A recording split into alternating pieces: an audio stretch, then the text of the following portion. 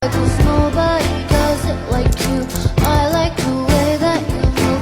That's why I never go through with leaving you. Everybody Sistem koordinasi saraf.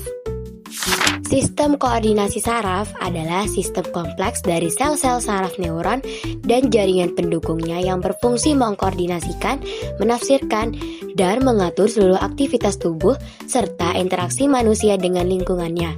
Sistem ini bekerja dengan menerima dan meneruskan rangsangan melalui sinyal listrik cepat ke seluruh organ tubuh, memungkinkan terjadinya pikiran, gerakan, kesadaran, dan respon terhadap lingkungan.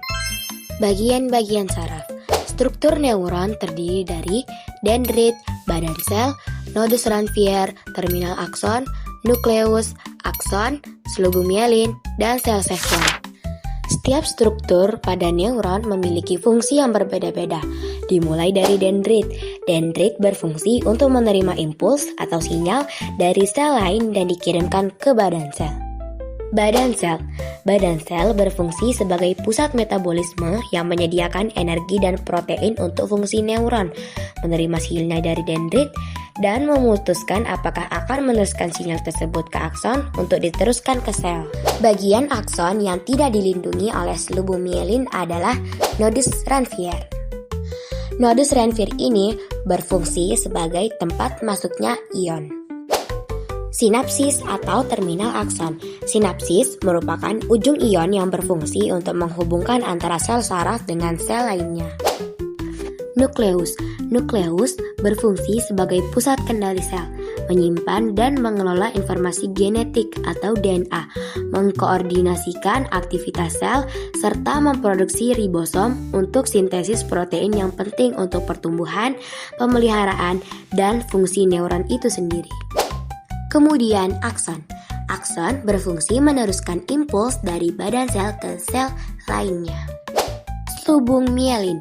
Selubung mielin berfungsi untuk mempercepat jalannya impuls dan melindungi akson. Dan yang terakhir ada sel Schwann. Sel Schwann berfungsi membentuk selubung mielin. Bentuk neuron. Berdasarkan fungsinya, neuron dibedakan menjadi 3 jenis, yaitu neuron sensoris, neuron motoris, dan neuron konektor. Neuron sensoris berfungsi untuk menghantarkan impuls dari organ sensor ke pusat saraf. Neuron motoris berfungsi menghantarkan impuls dari pusat saraf ke organ motor efektor seperti otot atau kelenjar.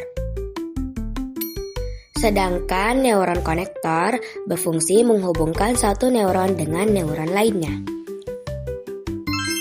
Sistem saraf. Sistem saraf pusat manusia meliputi otak dan medula spinalis atau sumsum tulang belakang. Baik otak dan medula spinalis dilindungi oleh lapisan pelindung yang disebut dengan meninges. Selaput meninges tersusun atas 3 lapisan dari luar ke dalam, yaitu durameter, arachnoid, dan piameter.